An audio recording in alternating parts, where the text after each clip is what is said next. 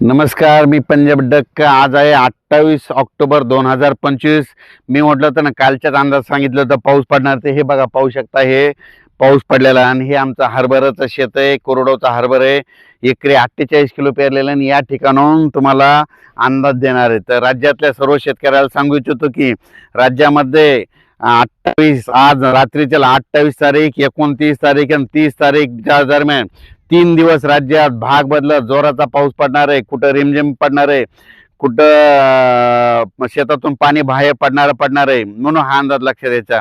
आणि राज्यातल्या सर्व शेतकऱ्यांसाठी आनंदाची बातमी, राज्यात नोव्हेंबरच्या पहिल्या आठवड्यात थंडीला सुरुवात होणार आहे आणि पाऊस निघून जाणार आहे. वरून राजा निघून जाणार आहे.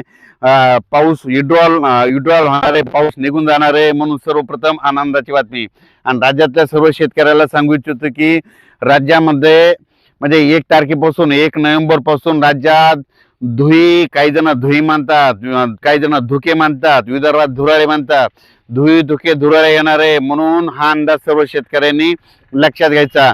म्हणजे राज्यात फक्त आता 3 दिवस, म्हणजे आज 28 तारीख, 29 तारीख आणि 30 तारीख आणि 31 पर्यंत कमी प्रमाणात राहणार आहे. म्हणून हा अंदाज लक्षात.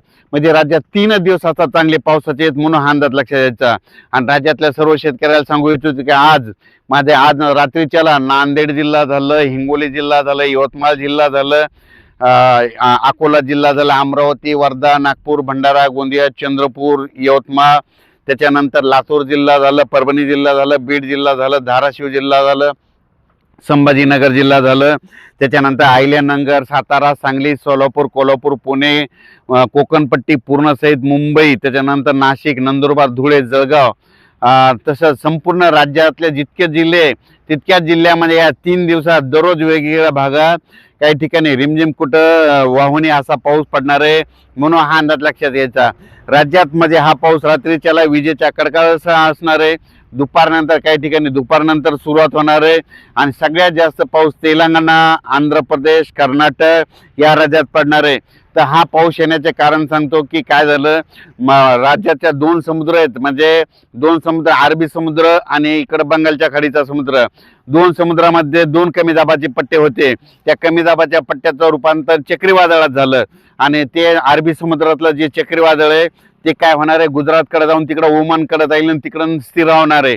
आणि ते काय होणार आहे, उद्यामध्ये 29 तारखेला ते स्थिर होईल. आणि त्याच्यानंतर हे बंगालच्या खाडीचं जे चक्रीवादळ आहे ते आज ते तेलंगणात येणार आहे. तेलंगणातून महाराष्ट्रामध्ये इकडं नांदेड, यवतमाळ हे पट्टा करत पूर्व विदर्भातून ते इकडं छत्तीसगडकडून इकडं आसामकडे जाणार आहे. आसामकडे जात असताना फिरत असताना चक्रीवादळ असं उलट फिरता 2 चक्रीवादळामध्ये बाष्प खेचल्या जाते. त्याच्यामुळे मला महाराष्ट्रामध्ये 3 दिवस, आज 28 तारीख, 29 आणि 30च्या दरम्यान राज्यात दररोज वेगवेगळ्या भागात पाऊस पडणार आहे. म्हणून हा अंदाज सर्व शेतकऱ्यांनी लक्षात द्यायचा. मग तोच अंदाज, हे पाऊस सांगायचं झालं तर म्हणजे पूर्व विदर्भाकडे जास्त पडणार आहे. कारण की ती चक्रीवादळ ते पूर्व विदर्भाकडून जात असल्यामुळं पूर्व विदर्भाकडे जास्त पाऊस राहणार आहे. म्हणून हा अंदाज लक्षात द्यायचा. उत्तर महाराष्ट्राकडे तिकडे एक चक्रीवादळ अरबी समुद्रात असल्यामुळं उत्तर महाराष्ट्रामध्ये नंदुरबार जिल्हा, धुळे जिल्हा, नाशिक जिल्हा, इगतपुरी, मुंबई, कोकणपट्टीमध्ये, त्याच्यामुळे तिकडल्या उत्तर महाराष्ट्राकडे जास्त पाऊस पडणार आहे. ह्या चक्रीवादळामध्ये पूर्व विदर्भात पडणार आहे. आणि दोन्ही चक्रीवादळाच्या म्हणजे घेरामध्ये महाराष्ट्रामध्ये जे जिल्हे आहेत त्याच्यामध्ये काय होणार आहे, भाग बदलत वेगवेगळ्या ठिकाणी विखुरलेल्या स्वरूपाचा जोराचा पाऊस पडणार आहे. हा अंदाज लक्षाचा. पण राज्यात मात्र 2 नोव्हेंबरला बऱ्याच ठिकाणी म्हणजे 1 नोव्हेंबर पासून राज्यामध्ये जे धुके, धुराळी येणार आहे. आणि त्याच्यानंतर जसं 2 नोव्हेंबरच्या पुढे जातो, 3 नोव्हेंबर, 4 नोव्हेंबर, 5 नोव्हेंबर थंडीमध्ये वाढ होत जाणार आहे. आणि 7 तारखेला चांगली राज्यामध्ये थंडी जाणवणार आहे. म्हणून हा अंदाज लक्षात घ्यायचा. राज्यातले सर्व जे वेलवर्गीय पिकं आहेत, जे द्राक्ष शेतकरी आहे, त्यांना सांगू इच्छितो की म्हणजे आता हे पाऊस आता म्हणजे हे शेवटचाच आहे. आता हे शेवटचा पाऊस आहे. फक्त लांबला कशामुळे, हे 2 चक्रीवादळामुळे लांबला.